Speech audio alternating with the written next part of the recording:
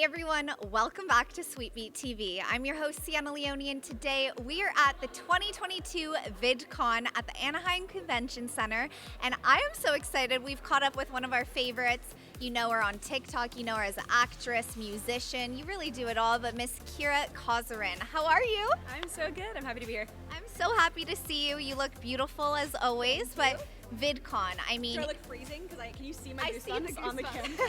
I see them. But Vidcon, you're on two pretty amazing panels, TikTok, Let's Rock, and Who Run the World. So explain a little bit on those panels and what we'll be seeing from you. Yeah, so I imagine that we'll cover a good bit in TikTok, Let's Rock. I really want to talk about sort of the interesting dynamic between the music industry and TikTok and the way that they've sort of changed and influenced each other. There's some really cool people on both the panels. Who Run the World, I imagine we're just going to be talking about sort of what it means to be a woman in spaces that aren't always woman dominated and sort of navigating all of the things that come along with that. So those will hopefully be really fun tomorrow, and then Saturday I'm performing, so it's going to be an exciting couple days. That's super exciting. I wanted to talk about that next. Saturday, you're performing at the Spotify Arena stage, so that's pretty massive. Yeah,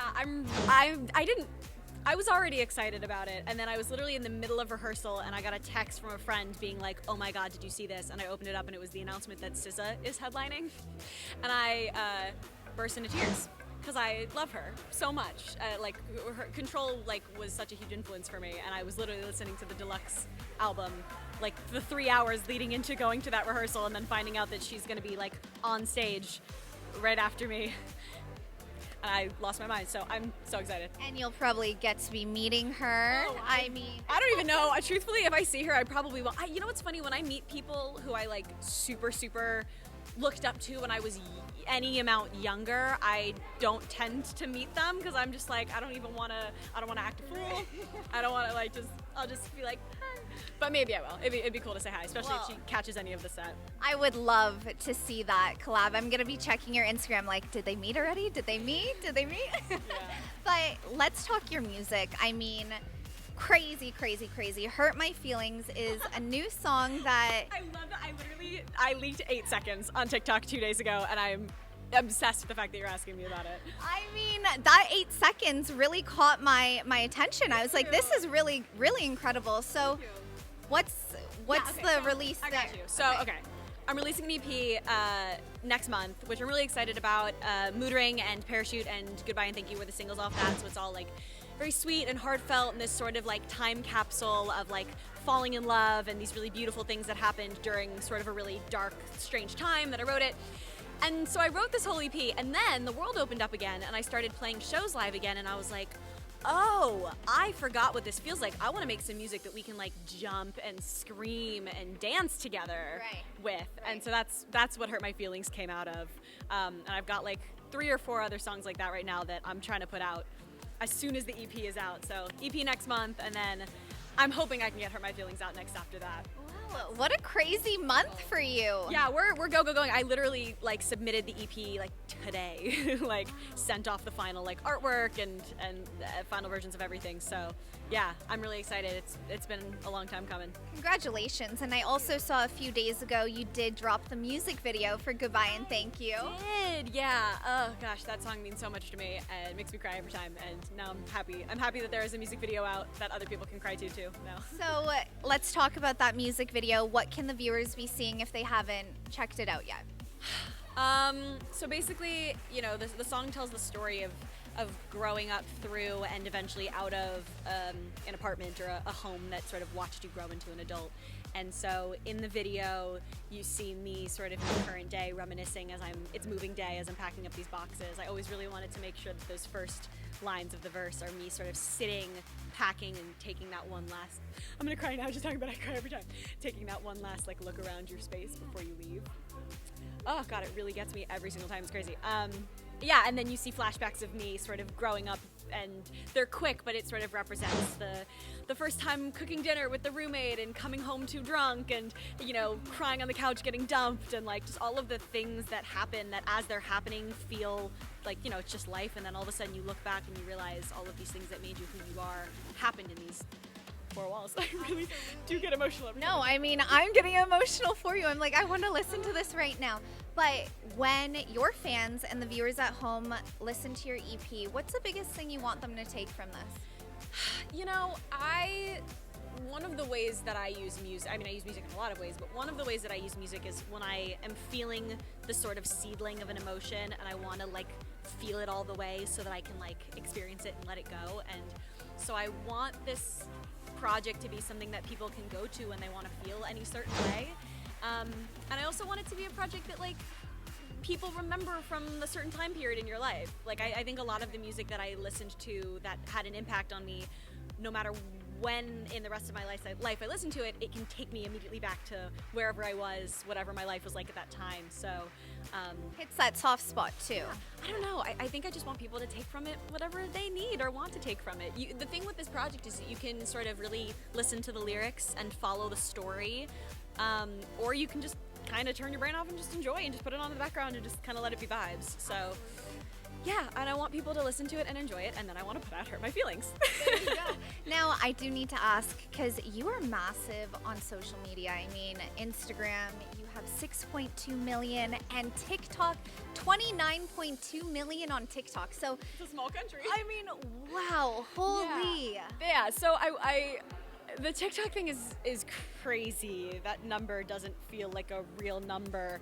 I was lucky enough to hop on the platform back when it was Musical.ly, because at that point in time I was on the Nickelodeon show, and a lot of the younger end of the demographic that watched the show were not old enough for Instagram or TikTok Instagram or Snapchat or whatever else. Right. And for a minute there, Musical.ly and early TikTok was all like ages 6 to 12, and so all of the 6 to 12-year-olds who watched the show found me there. So that was like the initial. Got it. And then once it became TikTok, I sort of hopped back on and I started to see sort of the potential of what TikTok was going to maybe become.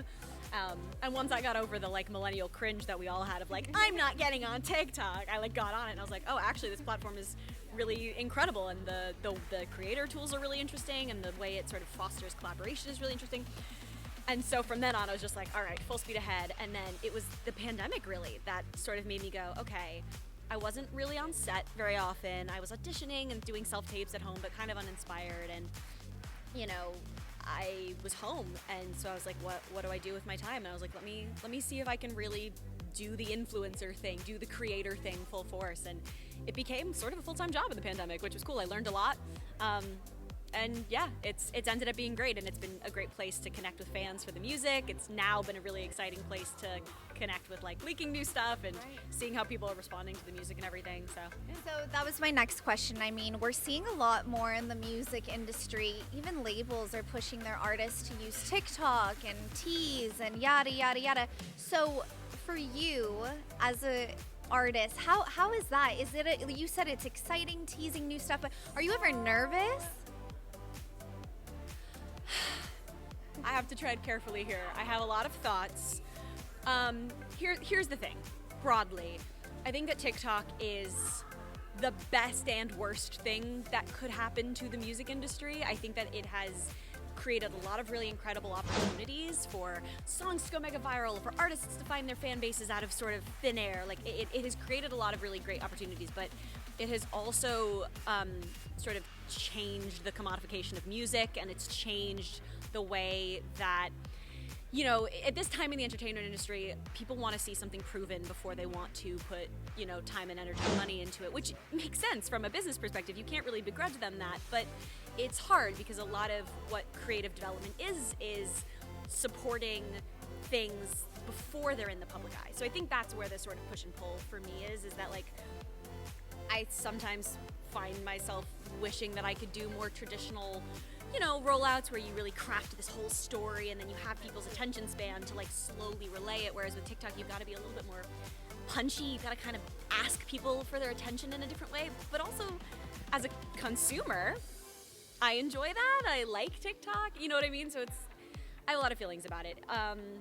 Hey, but it's working for you so far. You know, I'm trying. You know, look, I can have problems with the game and also respect the game and also do my best to play the game, 100%. I think. So that's kind of where I'm at with Beautifully it. said. Thank you. Very beautiful. What I will say is that like I don't sort of look at anybody who's trying to promote their music in any way and say, how dare you, you suck. Like, I think that if you are somebody who makes art, do whatever you gotta do to get it out there, you know, in a kind and respectful manner, of course, don't be an idiot, but, you know, we're all just trying to survive in this new landscape, and whatever you have to do to try to figure out your place in the new world, I guess do it. Absolutely. I mean, like I said, you're killing it. Congratulations on everything. But a question we get asked by the fans a lot for us to ask you is people want to know, I mean, are you going to be making your acting debut again? Are we going to see you on the big screen? What's going on there? Whoa, you'll never know. You know, it's always in my back pocket. I think a lot of people don't realize that, like, when I signed on with Nickelodeon, I thought I was signing on to be doing acting and music at the same time, which didn't end up being how it happened for various contractual reasons. Whatever, it's all great. I've made my peace with it. But I was writing for the whole time I was on that show. And the other thing is that, like, my acting goals as a kid that was it. Like, I wanted to be on a sitcom more than anything in the world, and I did it, and it was incredible, and it lasted for 7 years. And so, you know, it's only been 5 years or 4 years since we wrapped, and so right now I'm really enjoying getting to kind of put all my creative resource and all of my creative energy into music and into developing and into, you know, getting the music ball and rolling. And also, you know, I just signed with my dream label, and I really want to take advantage of these first few years to just give it everything I've got. So right now I am focused on the music, but it's always in my back pocket. I would love to do another sitcom again. People are constantly asking about a Thundermans reboot, so I have nothing to report yet, but we'll see if that ever happens. Stay tuned. That's all I can give you for now. But if there's any, like, network sitcoms who want to call me, because I swear that was, like, I would love nothing more than to play an adult person on a network sitcom, but they just don't seem to really exist as much anymore as they did when I had I'll be manifesting that for you. Yeah. But, I mean, Miss Republic Records, major congratulations. What a dream. Yeah, that blew my mind when that happened. It's been really, really cool. They were always my dream label, just from the people on their list. I mean, you know, Ariana Grande, like, built me in a way. I adore her. So yeah, it's been really special getting to build up with them and have a team around me after doing everything independently for so long. And yeah, it's good.